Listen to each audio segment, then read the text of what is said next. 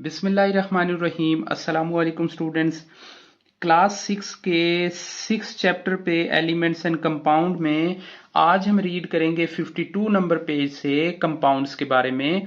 तो इससे पहले स्टूडेंट्स हम एटम को, मॉलिक्यूल को, एलिमेंट को बहुत तसल्ली और तफसील से पढ़ चुके हैं। इवन फिजिकल प्रॉपर्टीज भी हमने पिछले वीडियो के अंदर पढ़ी हैं। आज हम देखते हैं कंपाउंड क्या होते हैं। All matter is made up of atom and molecules के जितने भी मैटर हैं वो सब के सब बने होते हैं एटम और मॉलिक्यूल से।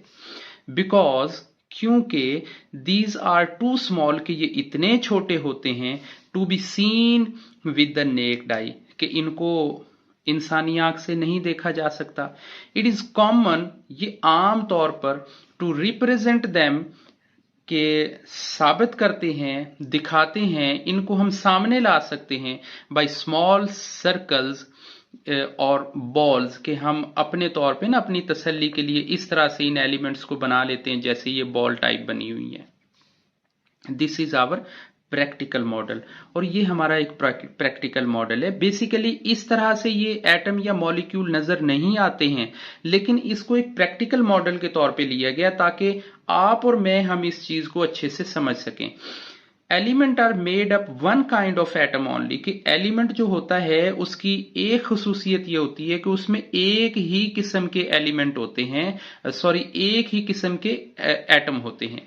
Iron is an element because it contains only iron atoms के आयरन जो होता है, आयरन एलिमेंट जो है, ये सिर्फ इस वजह से आयरन एलिमेंट है कि इसमें आयरन के ही एटम मौजूद हैं।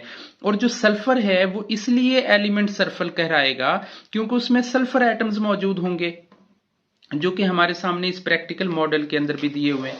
अब अगर हम करते ये हैं कि इनको अगर हम मिक्स करते हैं, when a mixture of iron and sulphur, कि अगर हम इस आयरन के एटम्स को और सल्फर एटम्स को मिक्स करते हैं विद अ हीट, गर्म करके, स्ट्रांगली मतलब सख्त गर्म करके इसे हम करते हैं, ईच एटम आयरन एटम्स के जो आयरन के जो एटम्स हैं join with a sulphur atom, वो सल्फर एटम के साथ ज्वाइन कर जाएंगे। जैसे यहां पे ये हमने इनको मिक्स किया और ये उस ट्यूब बार के अंदर हमने इनको मिक्स किया तो ये जरा अभी दूर दूर हैं, लेकिन जब हमने इनको हीट किया, स्ट्रांगली हीट किया, यानी ज्यादा इनको टेम्परेचर हमने इनको प्रोवाइड किया, तो ये एक दूसरे के साथ जुड़ गए। दस the molecules of a compound iron sulphide, अब इस हीट के नतीजे में हमारे सामने जो कंपाउंड मिला है उसे हम बोलेंगे iron sulphide. The elements in a compound cannot be separate easily कि all the molecules of iron sulfide is exactly the same कि जो मॉलिक्यूल हैं आयरन सल्फाइड में, ये जो हीट के जरिए बनाया गया है, इसके अंदर सारे के सारे एग्जैक्टली सेम हैं। Each one contains of iron atom combine with a one sulphur atom के हर एक जो आयरन एटम है वो हर एक सल्फर एटम के साथ कंबाइन हुआ है। The formula of iron sulphide is FeS।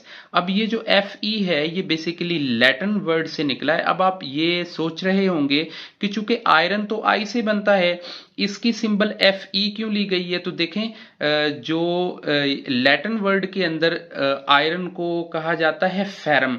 अब फेरम जो वर्ड है वो Fe से स्टार्ट होता है, तो वहीं से ये ड्राइव किया गया है। एस स्टैंड करता है सल्फर को।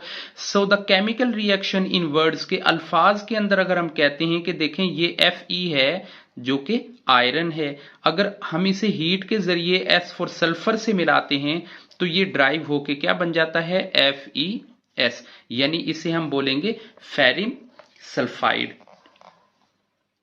Compounds are very different properties from the chemical properties के जो कंपाउंड होते हैं उनकी डिफरेंट प्रॉपर्टीज होती हैं केमिकल प्रॉपर्टीज के अंदर जो एलिमेंट होता है जो बन रहा होता है। फॉर एग्जांपल हाइड्रोजन सल्फाइड जो है, हाइड्रोजन जो सल्फाइड है ये एक कंपाउंड बनेगा। इसका जो ये ऐसे होता है जैसे बदबूदार जो खराब अंडा होता है ना, रॉटन एग होता है, इसकी जो गैस की स्मेल है ये ऐसी होती है। Is more poisonous than either hydrogen और सल्फर। कि अगर हम सल्फर को इंडिविजुअली देखते हैं तो उसकी भी स्मेल इतनी खराब नहीं है, हाइड्रोजन की देखते हैं तो हमने पीछे पढ़ा है कि ये ओडोरलेस होती है, इसकी स्मेल नहीं होती है। लेकिन जब हम इन दोनों को हीट के जरिए मिलाएंगे तो जो इनके केमिकल रिएक्शन के बाद जो हाइड्रोजन सल्फाइड बनेगा उसकी जो स्मेल है वो रोटन एग जैसी होती है, बड़ी बदबूदार अंडे जैसी होती है। स्टूडेंट्स, एलिमेंट और कंपाउंड का हम थोड़ा डिफरेंस नोट करते हैं कि इन दोनों के दरमियान में फर्क क्या होता है। एलिमेंट के बारे में हम जान चुके हैं कि ये a pure substance containing the identical atoms, के इसमें एक जैसे एटम होते हैं।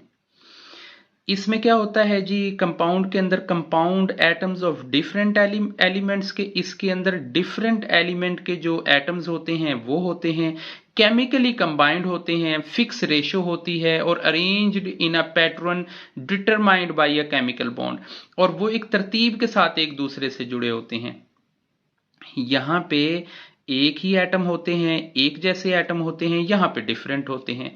So can not be broken down into the simpler substances by chemical reactions, कि इनको केमिकल रिएक्शन से सिंपल सब्सटेंसेस में नहीं तोड़ा जा सकता। अब क्यों नहीं तोड़ा जा सकता? वो इसलिए कि ये होता ही एक एटम है।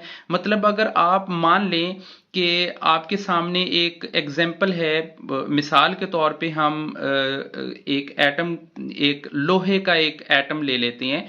अब अगर हम उसे कितना ही सिंपलर फॉर्म में करते जाएंगे तो वो एट द एंड भी लोहा ही रहेगा, वो आयरन ही रहेगा।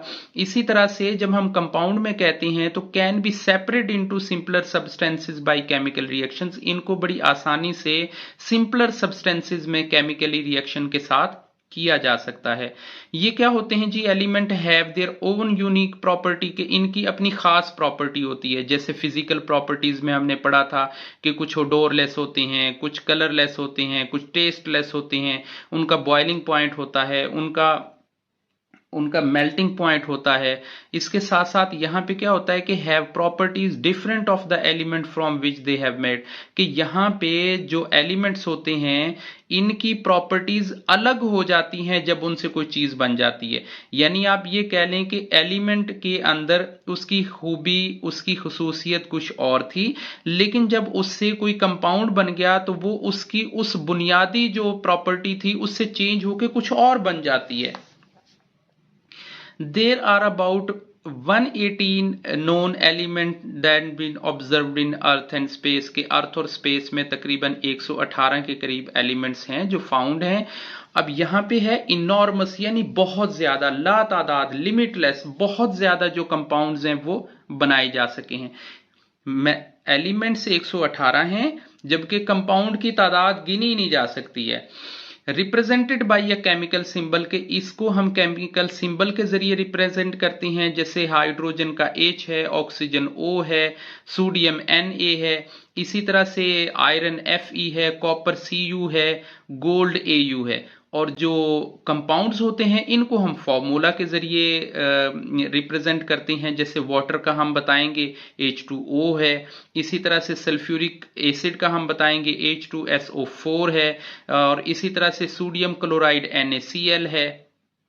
सो यहाँ पे एक फॉर्मूला होता है।